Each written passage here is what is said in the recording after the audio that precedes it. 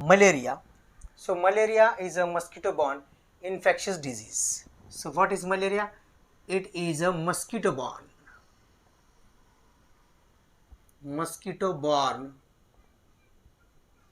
infectious disease and this disease is caused to what? It is caused to human being. It is caused to human. So this malaria is caused to human due to this mosquito. Now this mosquito is a female Anopheles. It is a female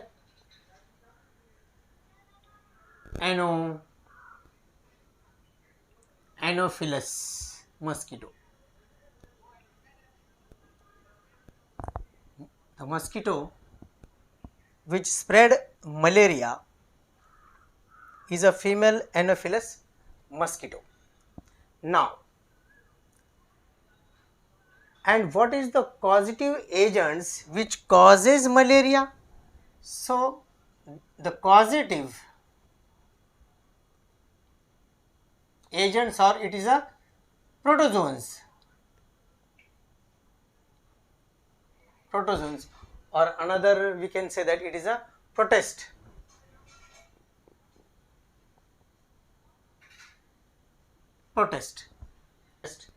And the name of this protozoan or protist is called as Plasmodium.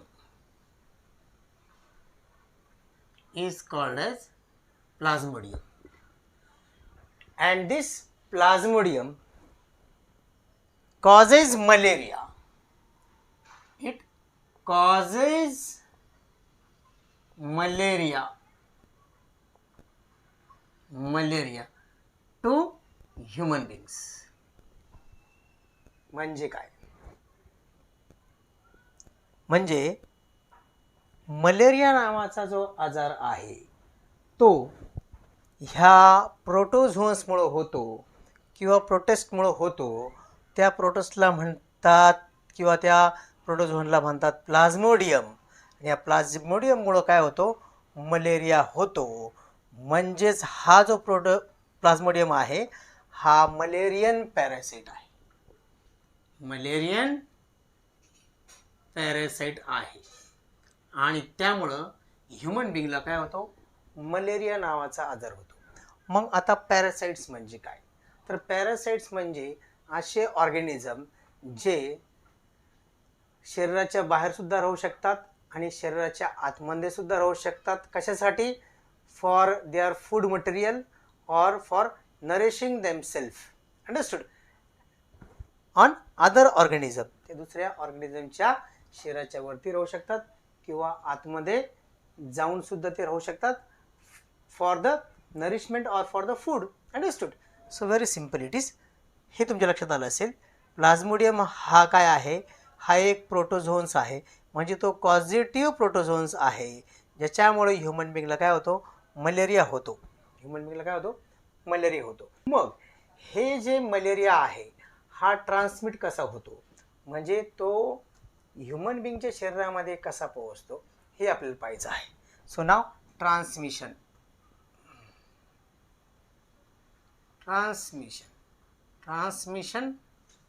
तो होतो कसा human बिंगमध्ये? तर आपल्याला त्याच्या अगोदर हे माहीत पाहिजे की हे जे प्लाझ्मोडियम आहे तर ह्या प्लाझ्मोडियमचे वेगळ्या 4 वेगळ्या स्पीसीज आहे. तर त्या कोणत्या 4 स्पीसीज आहे? तर पहिली जी स्पीसीज आहे तर त्याला म्हणतात प्लाझ्मोडियम व्हायवॅक्स. काय म्हणतात? प्लाझ्मोडियम व्हायवॅक्स. दुसरी जी स्पीसीज आहे प्लाझ्मोडियम व्हायवॅक्स नंतर तर ती आहे प्लाझ्मोडियम ओव्हेलिया.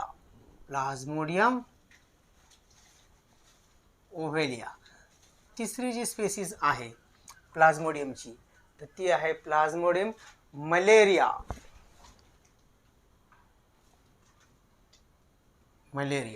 आणि चौथी जी स्पीसीज आहे ती आहे plasmodium फॅल्सिपेरम. falciparum. So these are the 4 species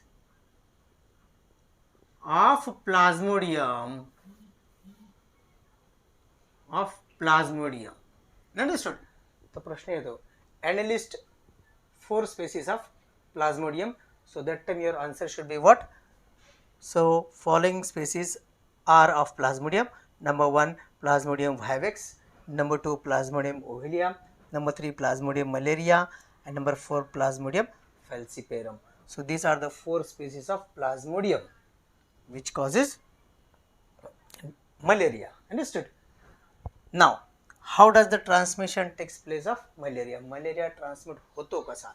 तर हे जे मलेरियल पॅरासाइट्स आहे तर हे कंप्लीट होतात की यांची 2 लाईफ सायकल आहे. इथे लक्षात, they are completed in 2 life cycle खरं म्हणजे.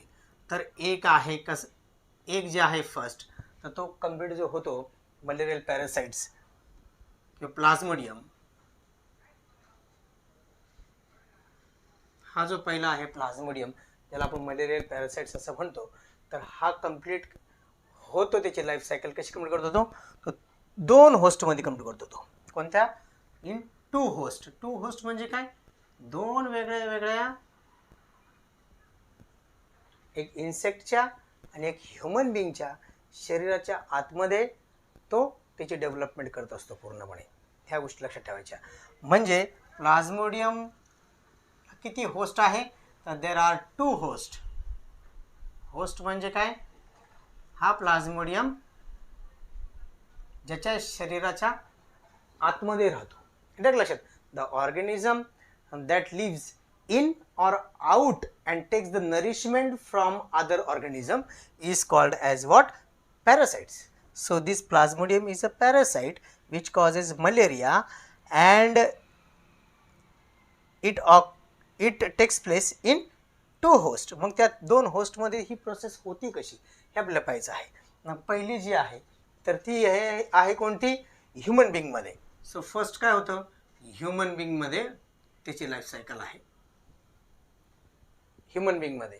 आणि दुसरी जी आहे तर ती कुठे होती? फिमेल एनोफिलस मस्किटोच्या शरीरामध्ये होती. फिमेल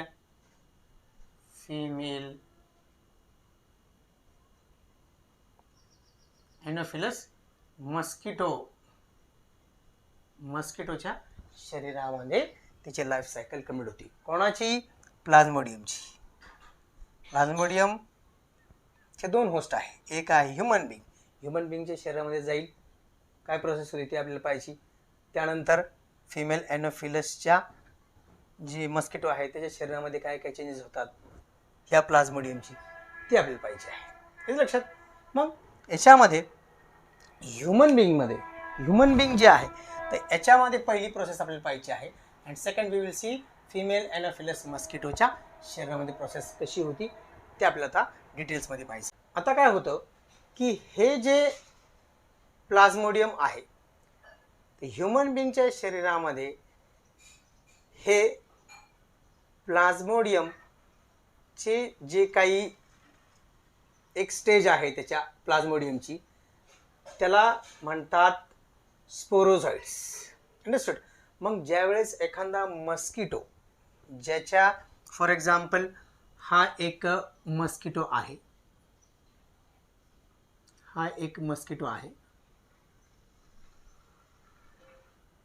आणि हे स्किन आहे माणसाचं. So this is the mosquito. हा मस्किटो जो आहे त्याची जी डायजेस्टिव्ह सिस्टीम आहे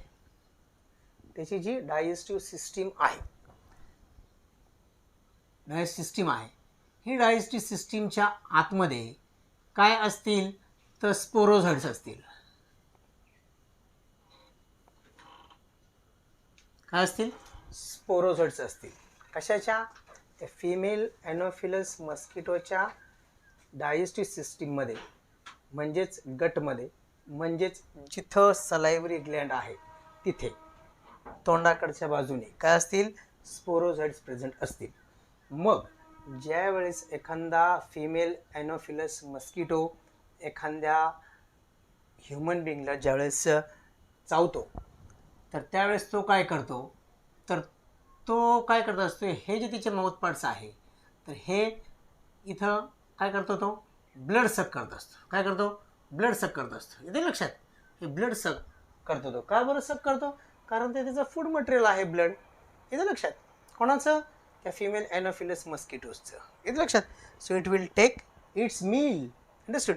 आणि त्यावेळेस काय होईल, ज्यावेळेस ते माउथ पार्ट्स पूर्णपणे शरीरामध्ये स्किनमध्ये टाकेल तर त्यावेळेस तो प्रेस करेल पूर्णपणे माउथ पार्ट्स आतमध्ये ज्यावेळेस तो प्रेस करतो तर त्यावेळेस काय होतं, हे स्पोरोझॉइड्स जे आहे ते त्या ह्युमन बिंगच्या शरीरामध्ये काय होईल, ते आतमध्ये जातील.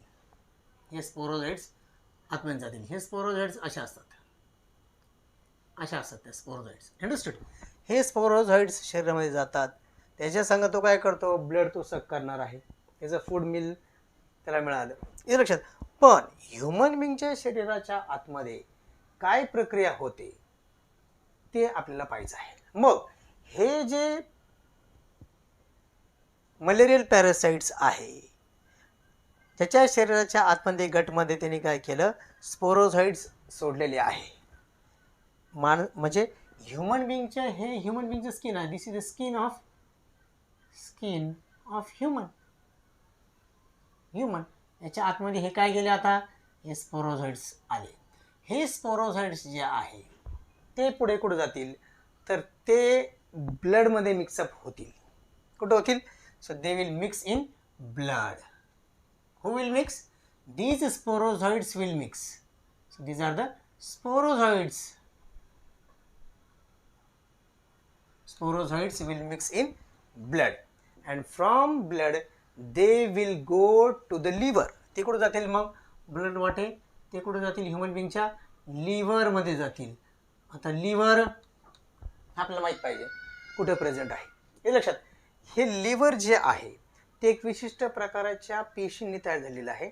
So liver is made up of specialised type of cells, and these cells are called as what, they are called as hepatocytes.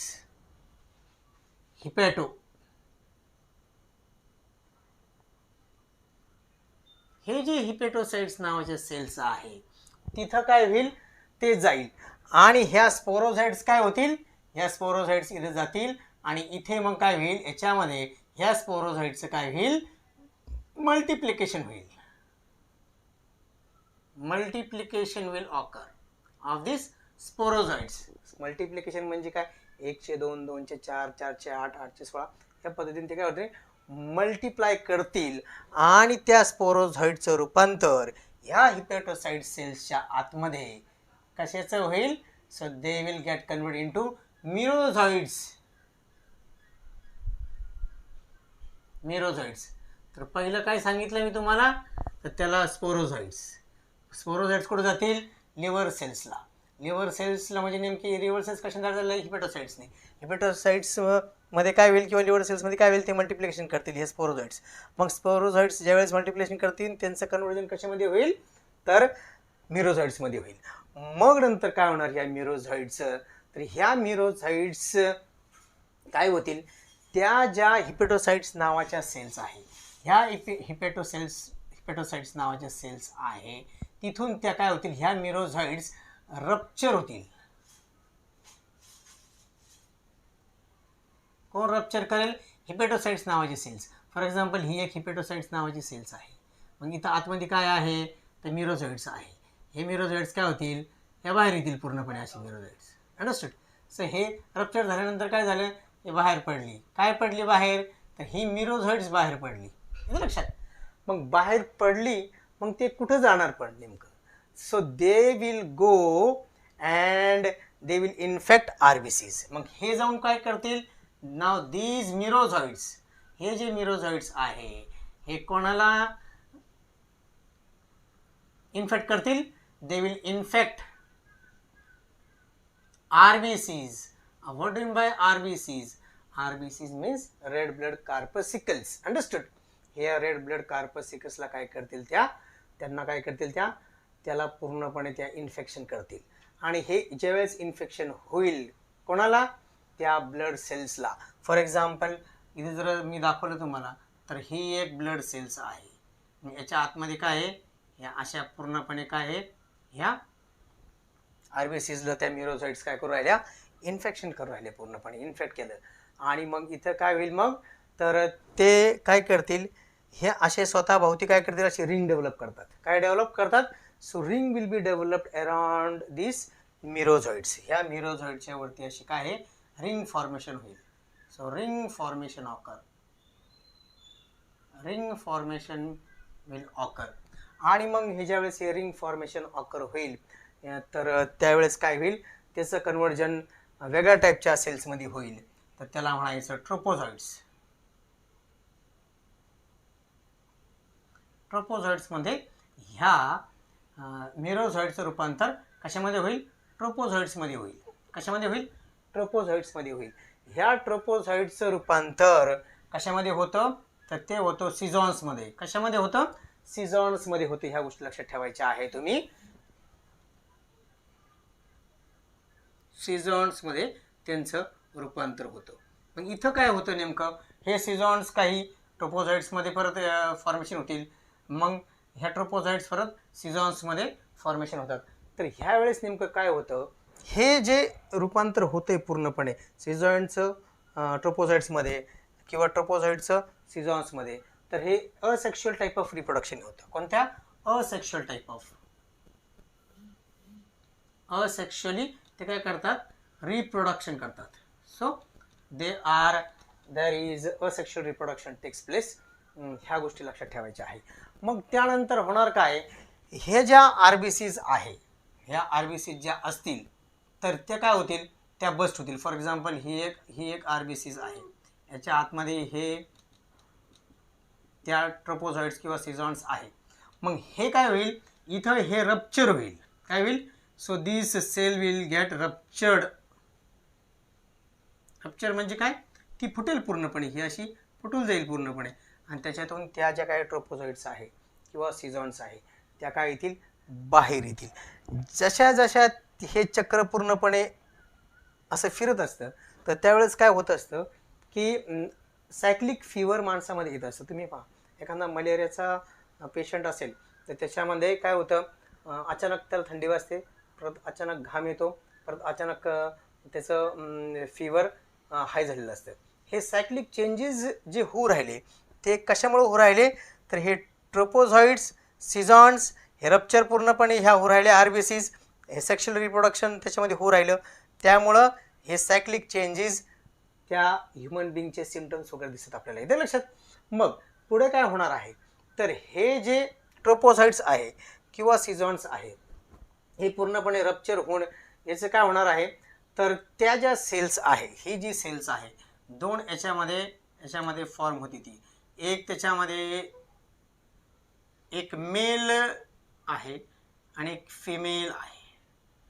हे मेल आणि फिमेल जे आहे हे सेक्शुअली रिप्रोडक्शन इथं होत असतं. कोणतं होतं, सेक्शुअली रिप्रोडक्शन होत असतं किंवा हे सेक्शुअल स्टेजेस आहे.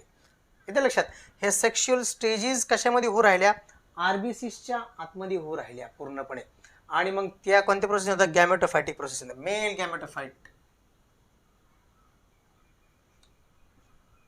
Mail gametophytes. आणि ही कोणती आहे, फिमेल गॅमेटोफाइट्स. आणि मग हे जे मेल आणि फिमेल गॅमेटोफाइट्स आहे, तर याच्यामध्ये काय होणार आहे, ती याच्या पुढची आता स्टेप वेगळी आहे. पण याच्या अगोदर हे समजून घ्या की हे जे पूर्णपणे ही जी सायकल आत्तापर्यंत झालेली आहे, हे ह्युमन बिंगचं काय आहे, स्किन आहे. ह्युमन बिंगचं स्किन आहे. म्हणजे इथपर्यंत हे जे आहे हे काय आहे, कोणत्या होस्टमध्ये होऊ राहिले, हे तर हे ह्युमन बिंगच्या बॉडीमध्ये प्रोसेस होऊ राहिली. ह्या गोष्टी लक्षात ठेवायच्या. तर आत्ता आपण काय केलं की पहिली जी आपण सांगितलं होतं की 2 होस्टमध्ये तो पॅरासाइटची डेव्हलपमेंट होते पूर्णपणे. हे लक्षात, प्लाझ्मोडियमची. मग एक ह्युमन बिंगच्या शरीरामध्ये होती, तर ती आपण अर्धी जे काही सायकल आहे, life cycle of this plasmodium, ते आपण पाहिलेली आहे. मग आता इथे ह्या ह्युमन बिंगच्या बॉडीमध्ये नेमकं काय आहे की 2 वेगळ्या वेगळ्या काय आहे, तर त्या फेजेस आहे. तर दोन वेगळ्या वेगळ्या फेजेस कोणत्या कोणत्या, तर स्पोरोझॉइड्स पासून तर ह्या मिरोझॉइड्स जगपर्यंत रिलीज होतात. मिरोझॉइड्स कुठं रिलीज होतात, ह्या मिरोझॉइड्स रिलीज झाल्या म्हणजे इथून ते इथपर्यंत ही जी स्टेज आहे from sporozoites to the formation of merozoites. Understood? These phase is called as what, pre erythrocytic phase. Pre म्हणजे काय, primary. So this is called as pre erythrocytic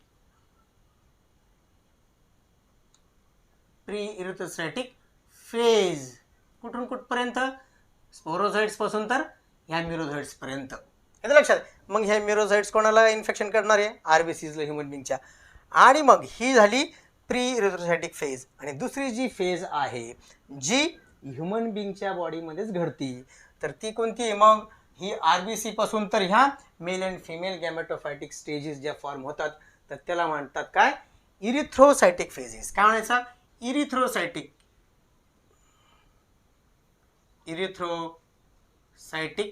phase. इरिथ्रोसायटिक phase म्हणजे काय, इरिथ्रोसाइट्स म्हणजे काय, इरिथ्रोसाइट्स म्हणजे RBCs. इरिथ्रोसायटिक phase हे आरबीसीजला पूर्णपणे काय करतात, त्या रप्चर करतात पूर्णपणे. त्यामुळं आरबीसी सुद्धा शरीरामध्ये काय होतं, त्यांची संख्या, प्लॅटेलेट्स काउंट किंवा आरबीसीचा काउंट कमी येतो पूर्णपणे. त्यामुळं ॲनिमिया सुद्धा होतो. हे लक्षात, मलेरिया, ज्याला मलेरिया होतो त्या व्यक्तींना.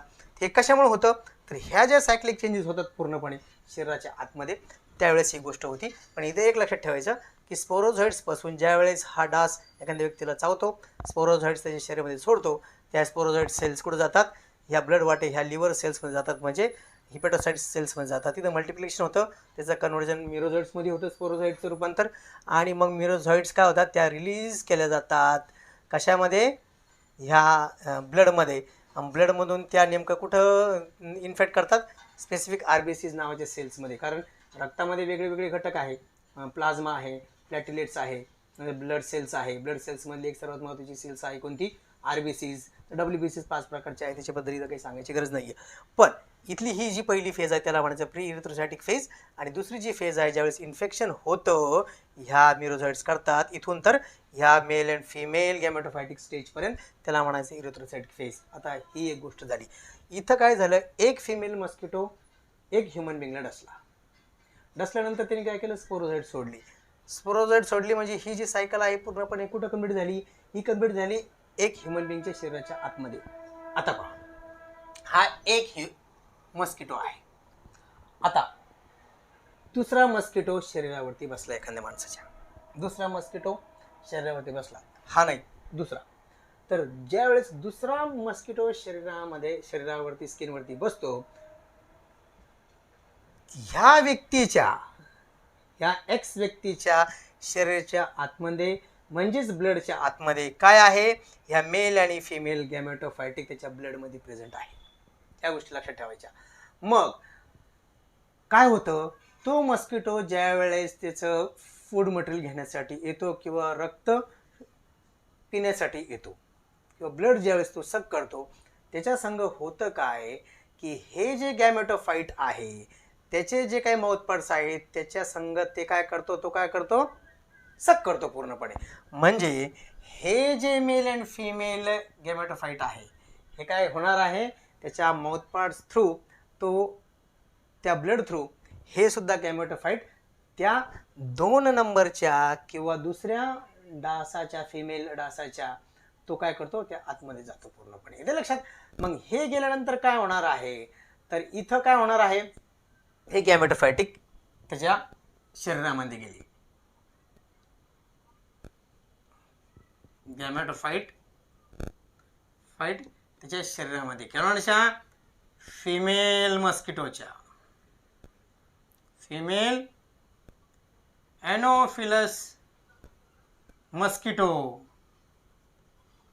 मस्किटोने त्याच्या शरीरामध्ये गेले. मग इथं होणार काय, ह्या ज्या फिमेल मस्किटो आहे यांची जी पूर्णपणे डायजेस्टिव्ह सिस्टीम आहे ज्याला आपण गट म्हणतो, ह्या गटच्या आतमध्ये काय होणार आहे, ह्या गॅमेटोफाइटचं काय होणार आहे, फ्युजन होणार आहे. फ्युजन म्हणजे काय, तर ते गटला पूर्णपणे तिथं फ्यूज होतील पूर्णपणे. आणि तिथं ते काय प्रोड्यूस करतील, मग they will produce oocyte. So fusion of this male and female gametophyte will occur in the gut of female mosquito, and they will form what? Oocyte. They will form what? They will form oocytes. हे जे oocytes आहे, for example हे oocyte आहे, इथं काढलं मी, हे oocytes आहे. मग हे जे oocytes असेल ते याच्या आतमध्ये ह्या असे अनेक मेल अँड फिमेल गॅमेटोफायटिक असतील किंवा oocytes फॉर्म होईल. आणि मग हे काय होईल, हे oocytes काय होईल की ते पूर्णपणे असं बस्ट होईल जाईल किंवा ते असं रप्चर होतं पूर्णपणे.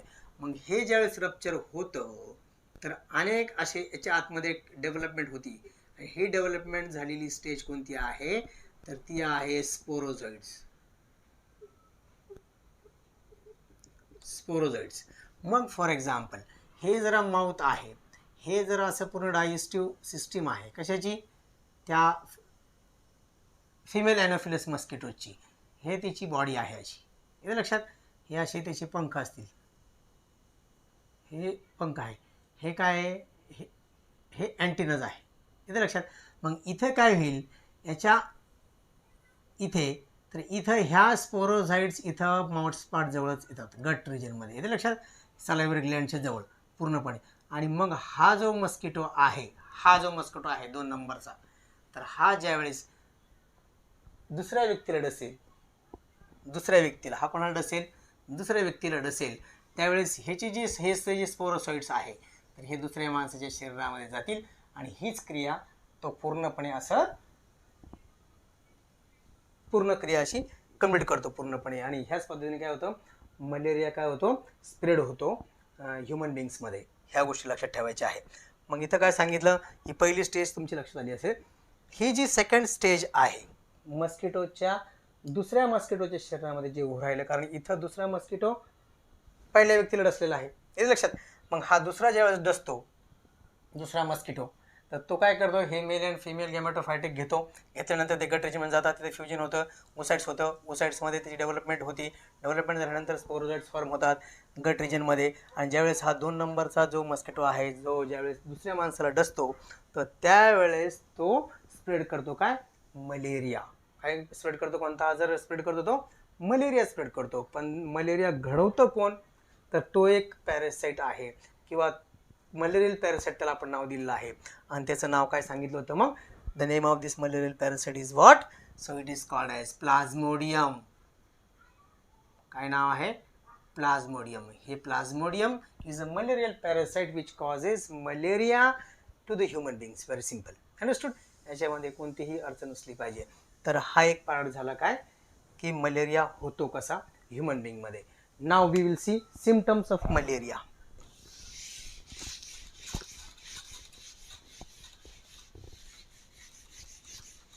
आता सिम्पटम्स कसे आहेत, तर पहिलं जे सिम्पटम्स आहे, नाव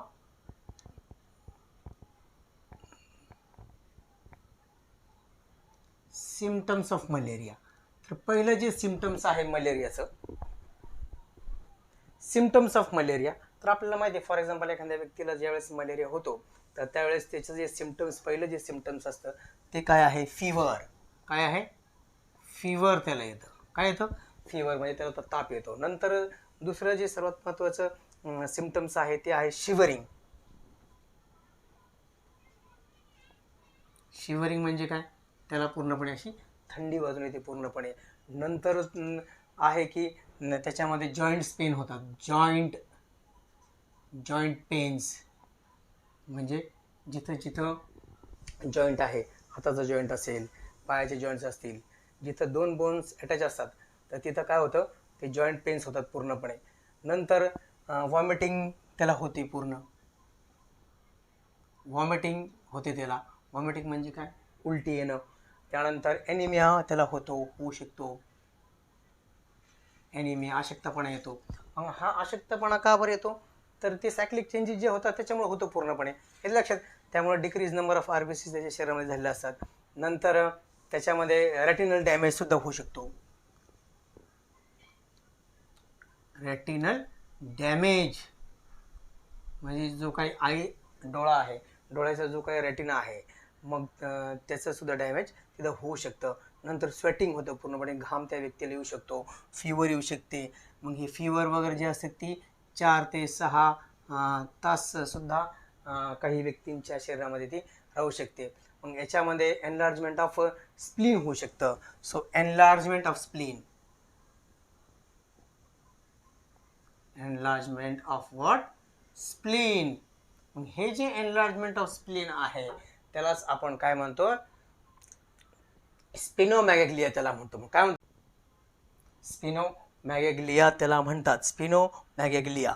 आणि नंतर दुसरा एक त्याला सिम्पटम दिसतात, तर लिव्हर पूर्णपणे काय होतं, एनलार्ज झालेलं असतं. So enlargement of what, liver, कारण लिव्हरला सुद्धा तिने डॅमेज केलेलं असतं, हे लक्षात. तर त्याला म्हणतात हिमॅटोमॅगॅग्लिया.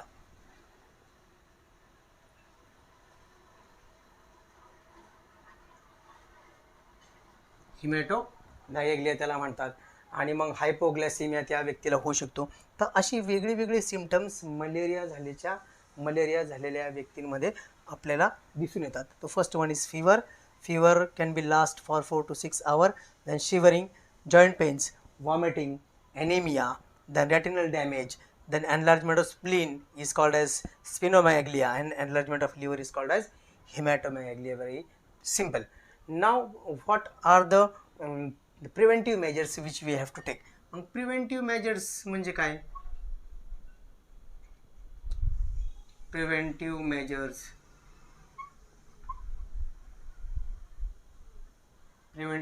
मग कोणते कोणते प्रिव्हेंटिव्ह मेजर्स आहे? तर हे आपल्याला माहिती आहे की for example we should use what, we should use mosquito coils, mosquito coil आपण वापरली पाहिजे. त्यानंतर mosquito nets we have to use, और insect repellent we have to use. There are number of insect repellent which are available in the market that we have to use. Then we have to draining of water, जे काही सांडपाणी असेल, जे काही थांबलेलं पाणी असेल ते आपण ड्रेनेज केलं पाहिजे पूर्णपणे.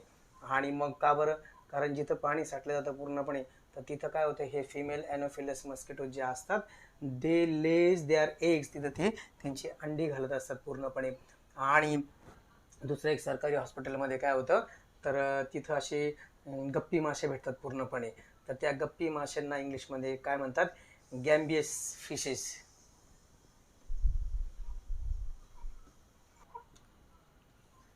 ह्या गॅम्बियसन फिशेस जे आहे त्या सरकारी हॉस्पिटलमध्ये भेटतात. आणि मग ते लोक आपल्याला पाणी कापडाच्या पिशवीमध्ये देतात. मग ते आपण पूर्णपणे जिथं नाले वगैरे आहे किंवा ड्रेनेज वॉटर आहे तर तिथं ते टाकायचे. आणि ते काय करतात, मग हे जे मस्किटो आहे तर मस्किटोची संख्या कमी व्हावं म्हणून गॅम्बियन्स फिशेस टाकले जातात. मग संख्या कशी कमी होणार, तर ही जी फिमेल मस्किटो असते तर ती काय करते, 200 ते 300 अंडे एका वेळेस देत असते. इथं लक्षात, तुम्हाला मी सांगितलं जेवढा छोटा इन्सेक्ट किंवा छोटा प्राणी असेल त्याची उत्पत्ती जास्त असते. इथं लक्षात, मस्किटो इरॅडिकेशन मस्किटो आपण करू शकलोच नाही आत्तापर्यंत. त्यामुळं मस्किटोच्या ह्या ज्या काही वेगळ्या वेगळ्या प्रिव्हेंटिव्ह मेजर्स आहे that we have to know. In next lecture we will see next point. Till then, take care of yourself and thank you very much.